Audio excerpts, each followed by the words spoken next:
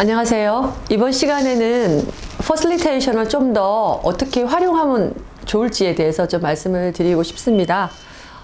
공공기관에서의 활용하는 방법과 기업에서의 활용하는 방법에 대해서 좀 두 개로 나누어서 말씀을 좀 드리고자 합니다. 오늘 첫 번째 시간에서는 공공기관에서는 이 퍼실리테이션을 어떻게 활용하고 있는지에 대해 말씀을 좀 드리고자 합니다. 주로 공공기관에서 의뢰가 오실 때는 그 현장의 워크숍을 기획하기 위해서 의뢰를 주시는데요.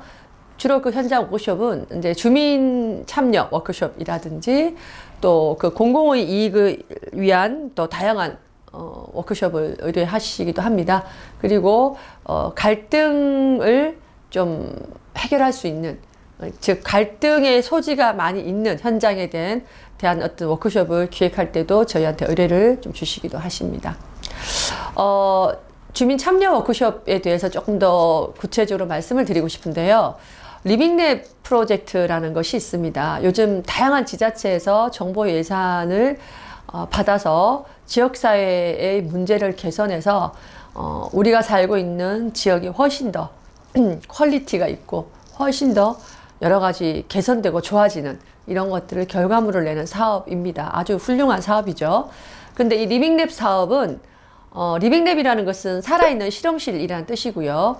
지역사회의 문제를 예전에는 행정기관에서 그 문제를 다뤘다면 지금은 지역사회 문제를 발굴하고 개선해 나가는 과정에서의 주체가 그 지역에 살고 있는 주민이자 시민이라는 것입니다. 그분들을 주체로 해서 회의를 끌어나가면서 우리 지역에 과연 무엇이 꼭 필요할까에 대해서 서로 찾고, 그 다음에 그것을 어떻게 개선하면 좋을까에 대해서 전문가들과 의논을 하고, 이 모든 것들은 행정기관이 서포트를 하는 이런 형태로 진행되는 것이 바로 리빙랩 프로젝트입니다.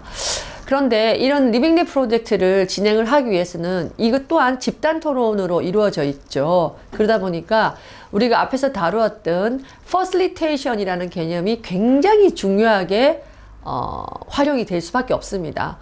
아무리 좋은 지역사회 문제를 잘 발굴하고 뭐 이렇게 해도 서로 간에 이야기를 하다가 집단에서 시너지를 내지 못하고 서로 다른 생각들이 갈등으로 비화가 되거나 이러면 어떻게 될까요?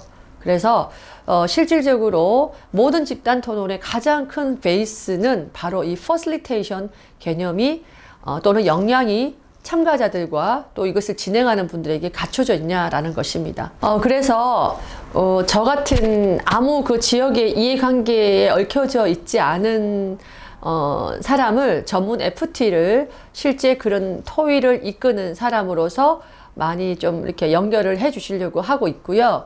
실제 제가 그런 자리에 많이 진행을 한 경험이 있는데 오히려 제가 중립적인 입장을 많이 고수할 수 있다 보니까 결과적으로 굉장히 진행이 매끄럽게 잘 되고 어느 한쪽이 치우치지 않고 또 아웃풋도 굉장히 잘 나왔던 그런 경험들을 많이 가지고 있습니다. 그래서 두 번째 저는 꼭 이런 말씀을 좀 드리고 싶어요. 모든 회의에 저 같은 사람들이 가는 것들은 또 비용이 발생할 수 있는 부분도 있고요. 또 한계가 있을 수도 있습니다. 그래서 가장 좋은 방법은 그 지역사회 리더를 퍼실리테이터로 양성하는 것입니다.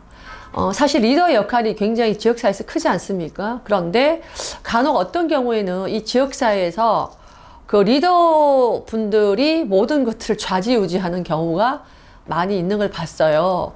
그래서 지역사회 주민들이 목소리를 내고 싶은데 그 리더의 목소리에 가려져서 소리를 내지 못하는, 또는 어느 정도 다 이미 방향이 리더의 생각대로 그렇게 방향이 잡혀져 버린 뭐 이런 경우를 좀 많이 봤는데요.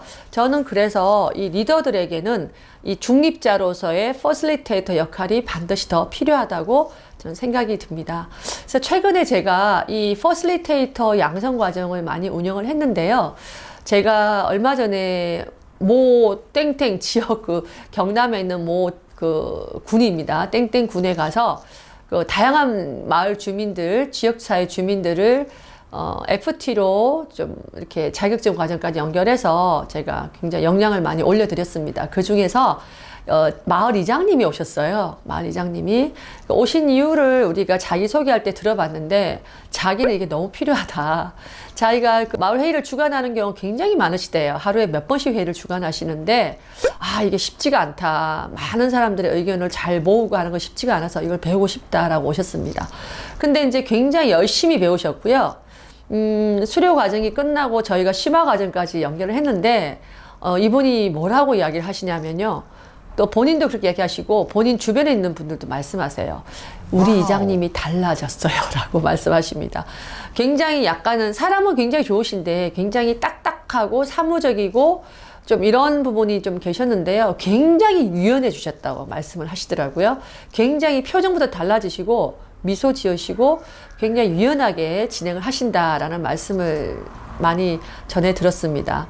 또 그전에는 회의를 할 때는 항상 하는 회의니까 그냥 가서 회의를 진행했는데 지금은 모든 회의에는 뭐다? 사전 설계가 필요하다는 것을 배우신 거죠.